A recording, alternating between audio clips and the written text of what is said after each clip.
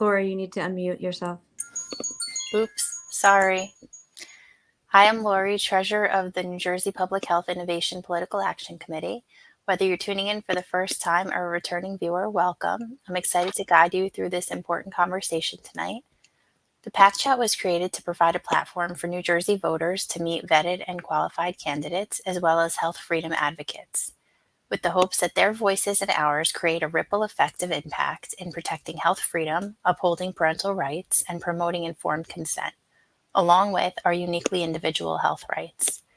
Our ultimate goal is to enhance the quality, transparency, and mechanisms that deliver the highest standards of health for you and your families, and consequently rid the state of any lawmaker who does not align with that goal. Public health cannot be a one size fits all approach. It's the collective outcome of the personal health of every individual, every man, woman, and child in our community. When our elected officials prioritize and respect the health of each person, they foster a healthier community for all of us. I would have to assume that many of you are tuning in because you face a pressing concern: the alarming rate at which our government, both at the state and national levels, is encroaching on our health sovereignty, both individually and collectively. Lawmakers, government bureaucrats, and corporate elites have been relentless in their pursuit of policies that threaten our autonomy and impact the very state of our health. As New Jersey residents, it's imperative that we recognize these challenges and address them together. In particular, the erosion of parental rights in New Jersey and beyond has left countless families feeling vulnerable and marginalized. These aren't just abstract issues, they're realities that profoundly affect our lives and the well being of our loved ones. We must also acknowledge that the current landscape can feel overwhelming.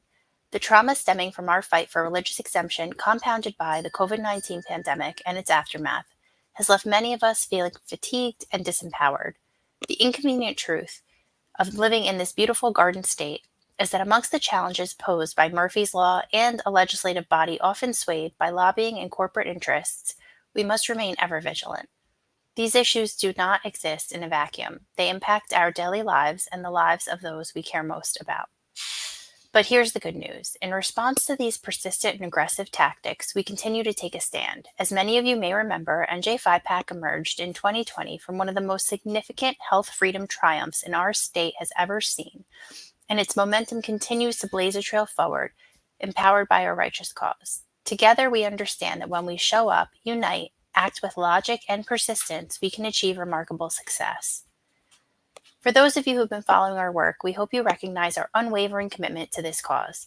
NJ5PAC strives to empower you, our community, by keeping you informed about the latest threats and successes in the fight for freedom, both statewide and nationwide. We aim to arm you with knowledge, resources, and tools so that you can open doors to advocate for yourselves and your families.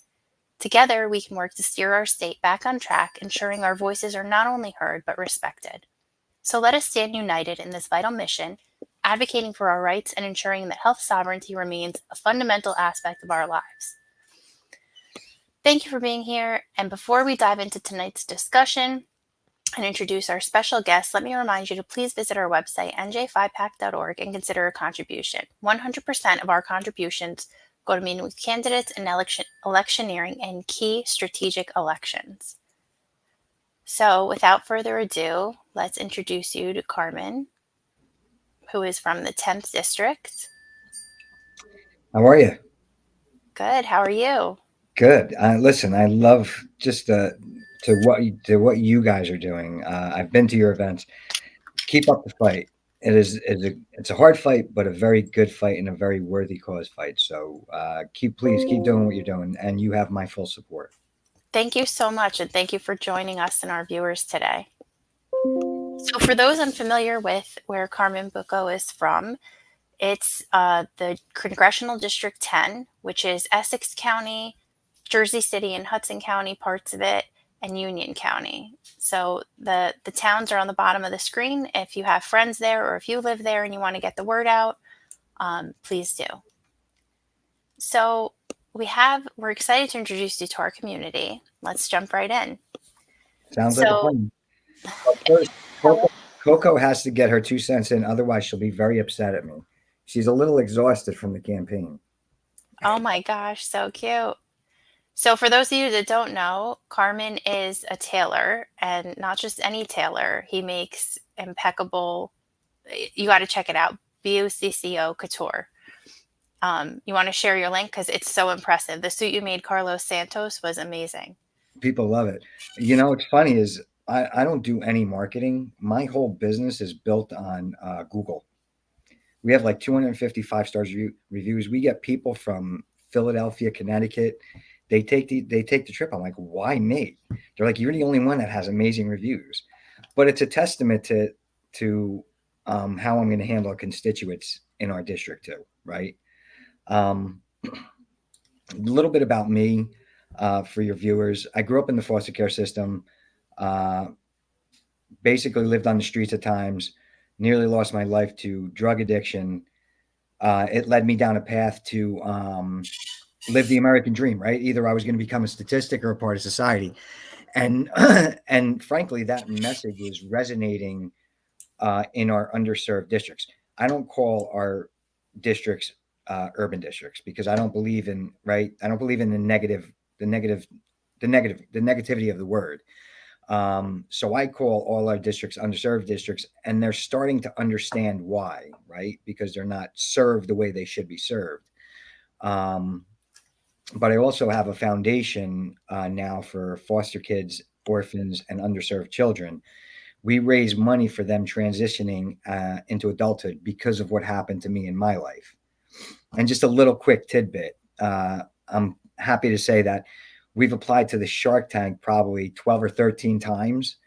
We got to the second round 3 times. We just didn't get on the show. But we innovated a men's mobile boutique, which was the only one ever created on the East Coast. So it was a store, an elegant store on wheels. So that's another testament to what I'm a person who believes in making things happen.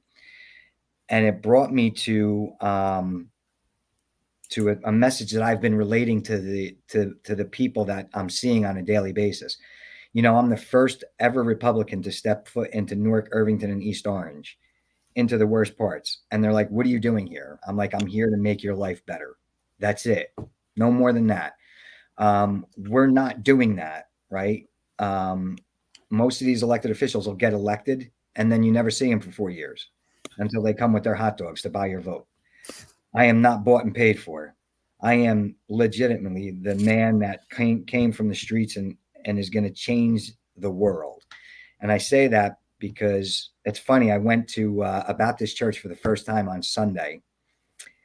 It was an amazing experience. I mean, I want to go back. That's how amazing it was. But as I'm going home, my Ring camera goes off. And I'm like, who's at my front porch? I see these little legs climbing up my Ring camera. And it was a praying mantis. Wow. So when I say God put me on this path and I'm humbly accepting this challenge that I've made 11 times prior to this, God is a very powerful message. So no, that's amazing to hear. So what I was trying to get at is, as a small businessman, right? I think we lack that. And you're probably going to ask me why I'm running. It's my next question. It is no more than the people, right? We've lost our way, and it's time we get back on a path to being able to have everybody live the American dream. We're failing our communities, our elderly, our senior citizens, and I'm telling you, based on experiences that I've had, senior citizen calls me and says, I got to put my head down as I walk out of my house. A parent, a constituent that I just got off the phone with, and she knows I'm not elected. She goes, but I'm begging you for your help. She has 2 kids, works a full-time job, and goes to school full-time. These are the people we want, right? We want to help. Do you know she can't get aid to for daycare so she can actually go to school and work a full-time job? We're failing our people, and I will not let that happen. I can actually probably wind up being the deciding vote should I win this congressional seat. But I tell the people, I said it's about the 3 Ps we use in small business, and it's also about POP. The 3 Ps stand for people, product, and process, right? I am the people, the constituents of the product, but the process is broken. And the process is broken is because our elected officials are taking all that money and spending that money on their pet projects, not putting back into the community. So they can just keep buying their votes. I will tell you that will end. I am going to be full force when it comes to any corruption that goes on in our communities. I am a no nonsense. I am a no nonsense candidate, right? We need to fix the problems, not band aid them. So those are the reasons really why I'm running. And the last was POP. It will always be people over politics. We have elected officials that get in office and they just sit there. Like I said earlier, they'll sit there and do nothing. And then election time comes and, we're going to go plant little plants. No, that's just not how it works. Should I win this race, we will actually have offices in almost every section of the district. We are there to help the constituents and make the constituents' lives better. They will be able to put food on their table. They will be able to walk their streets. The kids will be able to play stickball. By time I will do everything in my power to make that happen. And here's the beautiful part, right? I have Democrats on my team. We have to have the ability to, when we get in office, it's not about fighting, it's about negotiating and negotiating what's in the best interest of the people. And when it comes to policies, not putting all this fluff into a policy when it's specifically, let's say it's for the border, it should be for the border. It shouldn't be, well, I'm going to give $8 billion here and $8 billion there. And that's not going to happen with me. It's good to hear. So I'm looking forward to being the first Republican in District 10 to win this election because it's about positivity over negativity. And we appreciate that. So do you have any life experiences or personal testimonies you can share that may have shaped your positions on health freedom and parental rights? Only based on what I've seen from you and your organization, to see so many vaccines being pushed into our kids. I hear stories on the streets of what some of these medications can do. I don't think, and like you said, right, one thing doesn't fit all, right? And I'll give it as an example. I'm just going to use NyQuil as an example. I could take NyQuil and you could take NyQuil, but our bodies are going to have different effects. I am not a component of medications. I don't like medications. Maybe it's because of my childhood with drugs. But I'm always looking for different ways, homeopathic ways, I think you would say it is. I take a lot of vitamins, haven't gotten sick in God knows how long. And I have this thing where now actually I start taking vitamin D3 and elderberry and Zicam, and I don't get sick through the winter. Knock on wood, right? I can't afford to get sick. And it's really about the choice, that you're not you should have a forced choice into taking something you don't want to take or that your body doesn't react well to. Well, not only that, but we live in the land of the free. Why are we forced to take something? Who knows what's in these medications? We'll never know. They put it on there, but who knows? And we're just feeding the pharmaceutical companies big money. Yep, mandating their product and then giving them immunity. So it's double-edged. Yes. So current event questions. The people watching, many of whom are advocates who stay close to the issues of health freedom in this state, see threats on a state and global level almost daily. Threats of new exploding viruses, tightening of pandemic preparedness tactics. How do you view the government's role in the personal health decisions? What limits do you believe should be placed on the government intervention in health matters?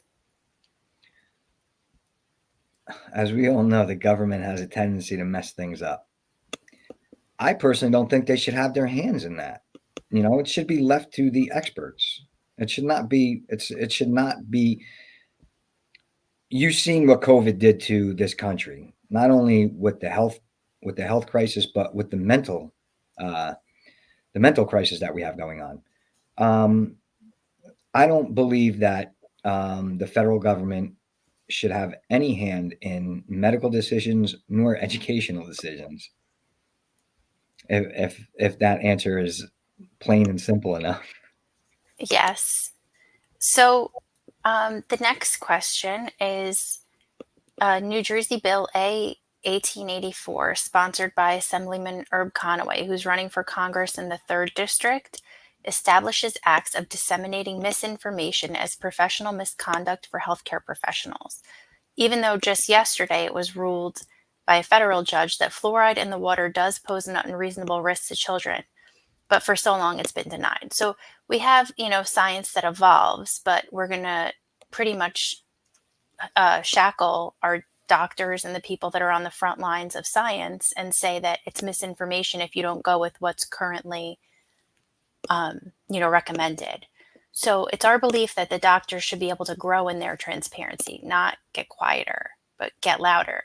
Do you back the notion that healthcare professionals have the duty to give true informed consent about their treatment options and associated risk, even if it goes outside the mainstream consensus at that time?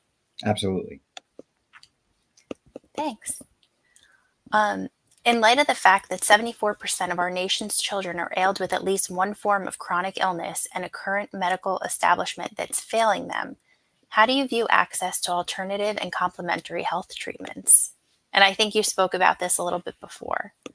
You know what's funny is, think about this, right? Orange juice. They say orange juice is great for you. Drink a lot of orange juice. And then all of a sudden they come out and they say, oh, hey, don't drink too much orange juice. It can cause this, it could cause that, right?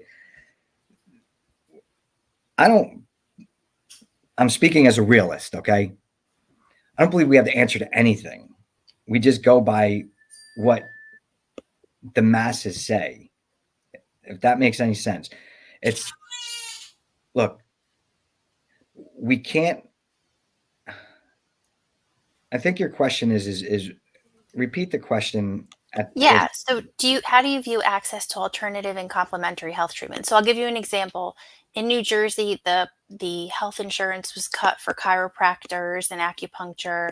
So even partial coverage was cut where you would have a copay or something like that. Certain plans and the government plans as well. So like teachers, things like that.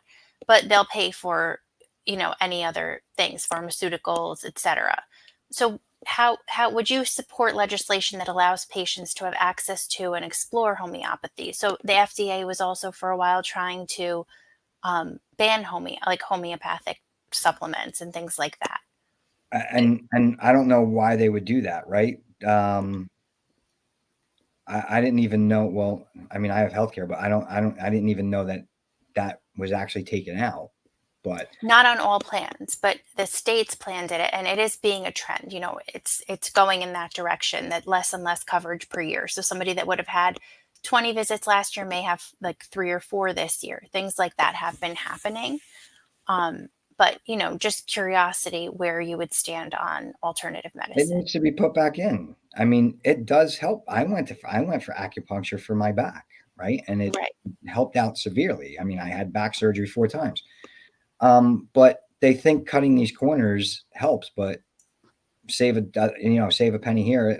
Just, I guess you can mark it up to what our leadership's going, what's happening in our leadership today, right? But speaking from personal, back surgery, they bill insurance, I think about $120,000 for a fusion. And how much is a chiropractor? If you're able to mitigate that. I still go and it's everything under medical should be covered, whether it's homeopathic or medication or doctors, right? It should all be fully covered. I mean, I don't know why we penny pinch to save a few dollars, thinking that it's going to make a difference, and it's only hurting the constituents in the end. It's not doing them any justice by saying, well, you can only go see him 3 times, but I need to see him 5 or 6 times. People can't afford to pay their medical bills now, and you want to cut these things when they may need to go see a chiropractor or acupuncture 7 or 8 times a year. Again, to me, it's just nonsense, not common sense. We appreciate it. So another recent bill that we helped leverage a call to action for was a bill that would make way for federally qualified school-based healthcare centers in schools.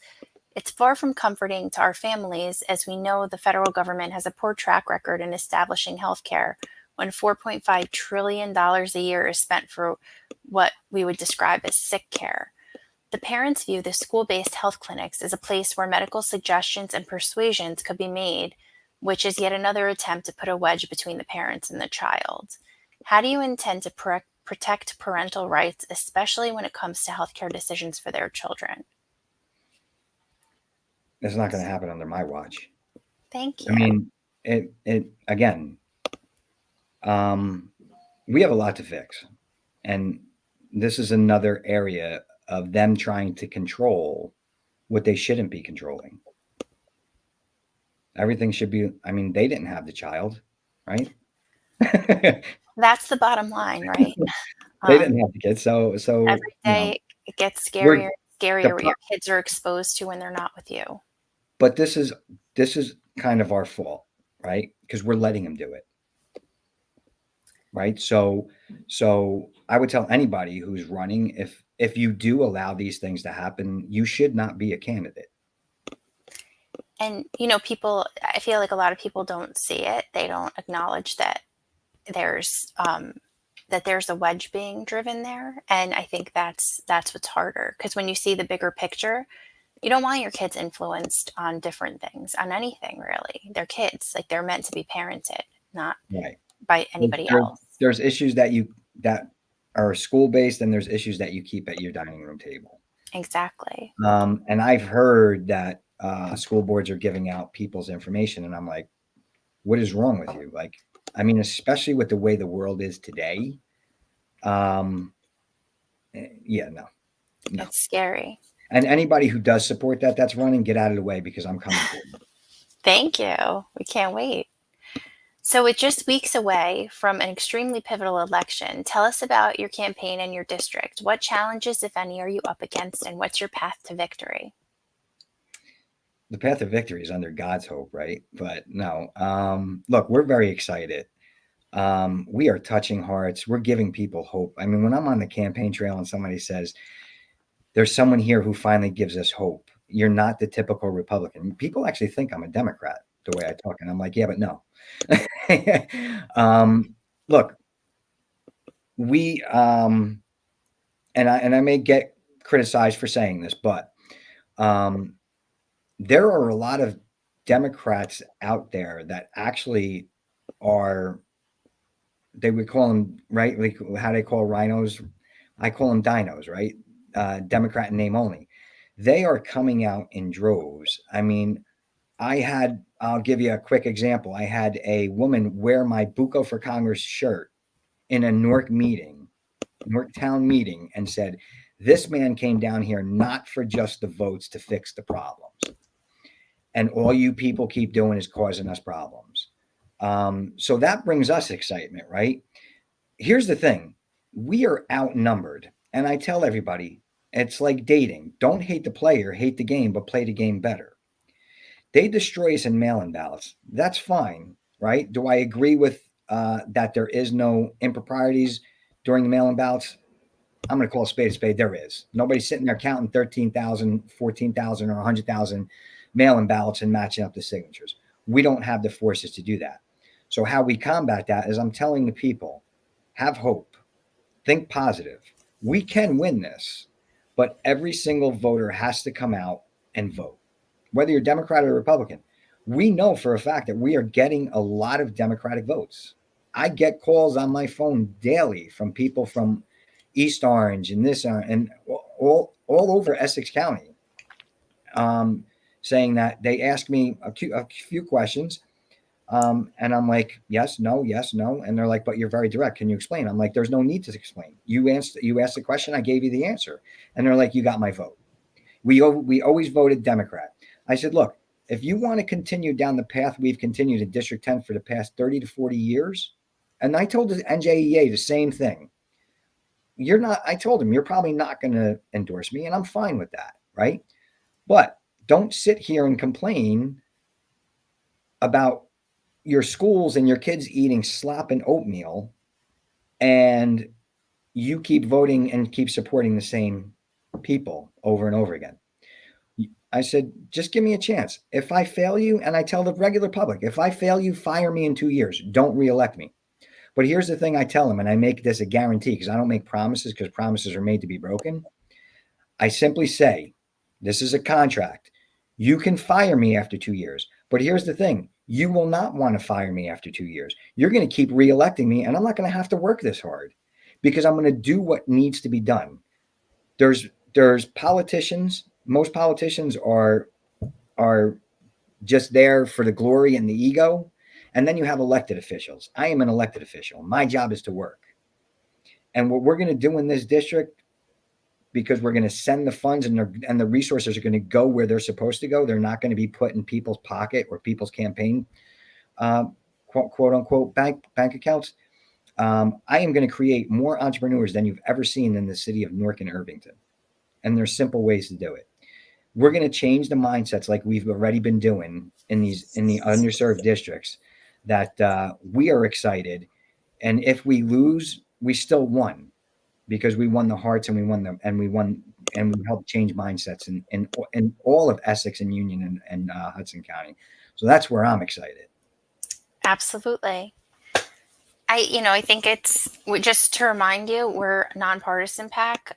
We support people on both sides. There's a lot of people on both sides that respect body autonomy, and there's people on both sides that don't. And we saw that in Jersey in 2020.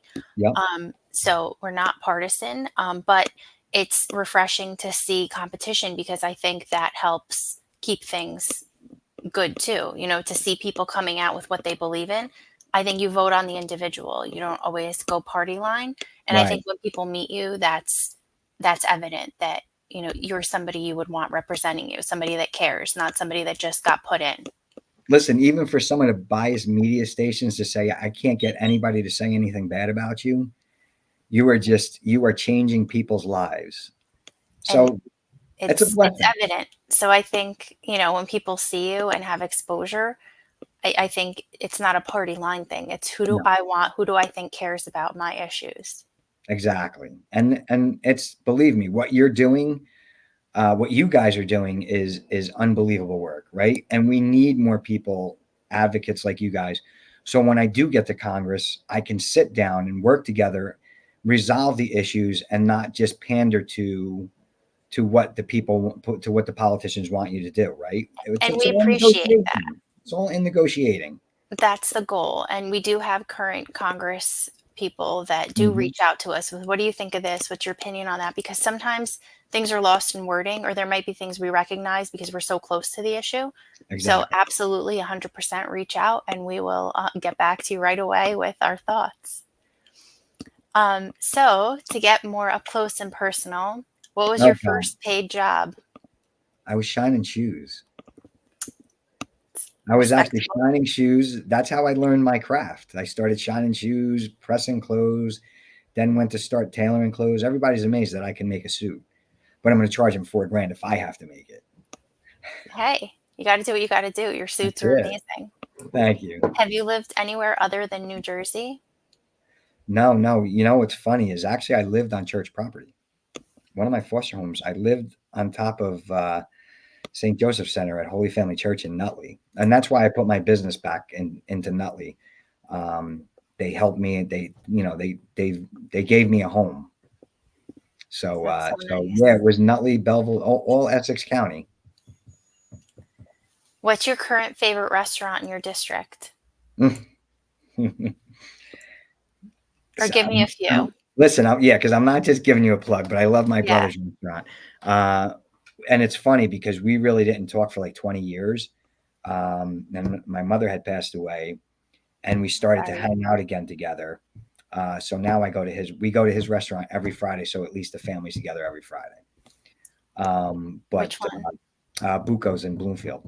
Oh, okay. We'll have to try it out. You're not far from me. Try it on a Friday night. We'll all have to get together and do a Friday night dinner. Yeah.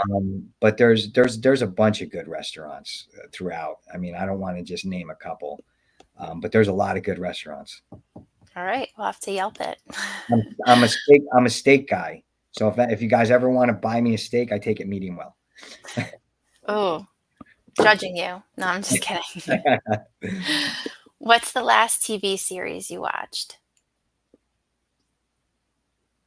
I always watched those Chicago series, Chicago Med, Chicago. I always watch those. They're pretty cool. I like What's more realistic stuff. what's one place you wish to travel when you get a chance? I finally did Italy for the first time. I want to go back and do the Amalfi Coast, but Greece is someplace I definitely want to visit, and I'd love to visit Hong Kong and Tokyo, just to see like some of these places are amazing, and we're just so in New Jersey's head, right? Sometimes we just don't get away to go and see what's really out there. But I'm an Aruba guy. I'm an Aruba, Italy, and Dominican Republic guy. Oh, nice. Good choices. So lastly, we always want to ask, what does health freedom mean to you? That's a good question. I mean, look, it's our body, our choice, right? Um, Nobody should control what we put in our body, what we eat. Although I hear it's better to eat in Italy than it is in the U.S. Everywhere. And that's why I'm actually very impressed with JFK. Or Um, I'm sorry, RFK. RFK. Sorry. Oh, no, Um, that's okay. we actually, if could you imagine if we actually started eating like they did in Italy? Like there's no. I wonder we would probably live till we're 110. There are people here with sensitivities that go abroad and they can eat the foods are sensitive to here. So And the taste is totally different. It's just amazing. But look, the bottom line is it's our body, our choice, right? And the government should not be telling us where, what, and how to control our bodies. thank you. So before we let you go, can you share with us any way our viewers can help support you and any final words you have? Absolutely. One, if they want to make a donation, 2024, a donation of $20.24 to help us take our journey to the next level. They can visit carmenbucco.com, CarmenBucco.com. We're on Facebook and Instagram at Bucco for New Jersey. And just so you guys know and your viewers know, we're hopeful to win this election, but I will not rest. People know me for running continuously every single year for something. I don't give up when I fall off a horse. And I guess that's because of the way I was built, right? Growing up, I made myself the man I am. I will not walk away. Where most politicians will run and just say bye. Yeah, I don't walk away from nothing. Well, we So hope it doesn't come to that, and we hope you're in we're Congress. we're very Staying in hopeful touch. and we have a very good outlook. But please, if they want more information, I have videos, interviews up. They can see my testimonials. They'll get to know me as long as they watch my video about me. And look, here's what I'll say. One last comment, if you don't mind. Yeah. Elections are won by our voices at the voting polls. I'm asking, don't think of the negative that we lose, we lose, we lose. Stop thinking that. Come out. You got your mail-in votes. You got early election, which is just like going into the polls on election day. Just flood the polls. We flood the polls. We should change the face of politics this year specifically. And once we do that, people will start believing and coming together and start actually getting involved more. So I'm looking forward to these numbers. I'm actually very, very, with a major smile on my face, I'm looking forward to seeing what's going to happen November 5th. Well, thank you so much. It was Thank nice you. speaking to you. Thank you for what you do. Please keep up the fight. You got my support, and I'm sure I You could have probably ours. tell you 99% of my followers, you have their support. Thank you. Thanks so much. So God bless what you guys do, and to the rest of the people, stay safe and God bless you. Thank you on behalf of myself and the board of directors at NJ5PAC. We want to thank you for your voice and your time. We wish you the best of luck. Well, thank you for all staying dialed in. It's not only advantageous, but imperative to have strong representation for New Jersey and our country. Our future and our children's future depends on it. Please once again visit our website and consider a contribution. 100% goes toward meeting and elevating candidates and incumbents for the greater good of health freedom for our families and our loved ones and yours. See you next time on the PAC Chat.